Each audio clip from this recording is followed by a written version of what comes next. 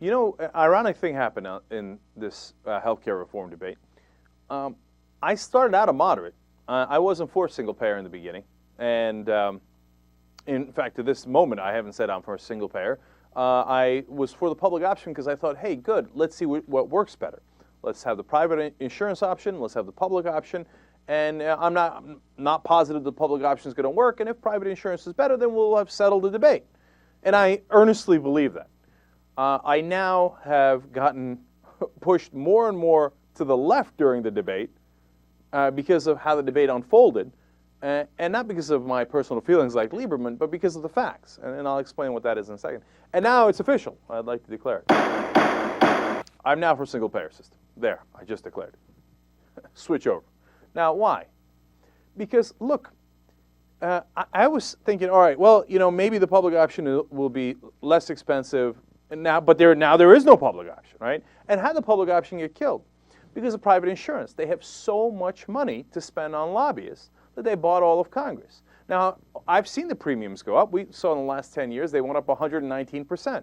And then whether it's the pharmaceutical companies that raise their prices by 9% this year, whether it's every single kind of healthcare company that continues to raise their prices, including this year, and they'll do it again next year and the year after, you realize that the system has been captured by the healthcare companies. And of course, in a capitalist system, their motivation is to make money. Now, how do you make money? You charge people more, that's us, and you give them less, that's us. Okay. Now, well, you can say, hey, look, it does not apply to everything in capitalism, and I claim to be a diehard capitalist. Well, let's think this through real quick, right? Now, for example, Doritos. Let's just take them as a random example. People will argue, whether it's Doritos or Fritos or whoever else, hey, every year it seems like the chips are getting smaller and smaller, and when you open up the bag, there's less and less chips in there. You see that just like the healthcare companies. They're giving you less every year because they want to make more profit, and sometimes they increase their prices from $1.99 to $2.99, okay? Sometimes.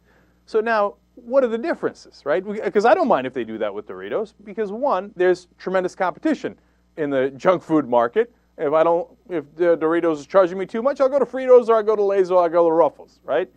In the healthcare situation, because of state regulations, et cetera, there's very little competition in many states, so the prices are artificially high.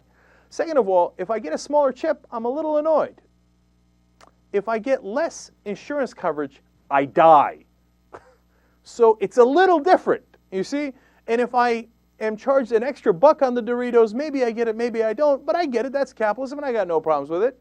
If Nike charges me 20 bucks more for a shoe, maybe I go to Reebok, maybe I don't. But I'm alive either way, okay? Now, if my health insurance company charges me too much and I can't afford the insurance, or they just deny me, well, then I'm dead.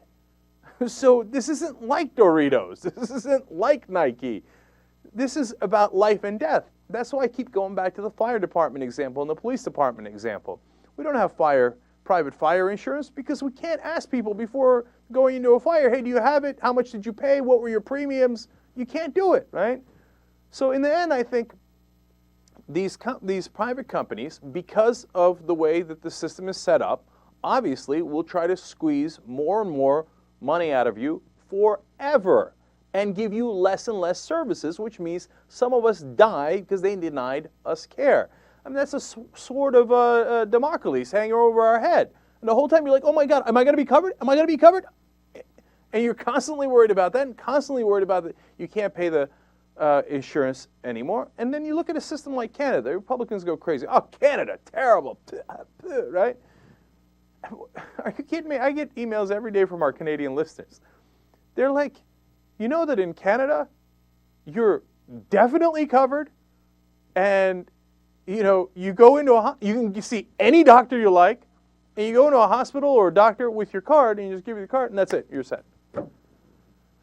As I think about that, I'm like, oh my God, that sounds so good. That sounds like Valhalla. That sounds like Nirvana. It's Xanadu over there. Now, are there downsides? Yes. Sometimes there's lines. Way overblown and overhyped, right? And you have to pay through it somehow, so you pay through it through higher taxes. So if you say to me, okay, do you want the Canadian system, single payer, get rid of all this panic and this worry and the rising premiums and you can't pay for insurance, get rid of all those problems, but in return you have to have higher taxes. Yeah, what do you need, 5%, 10%? I'm willing to go to 10% of my income. Maybe I can go higher because, look, these costs are killing us. So in the end, do I want single payer?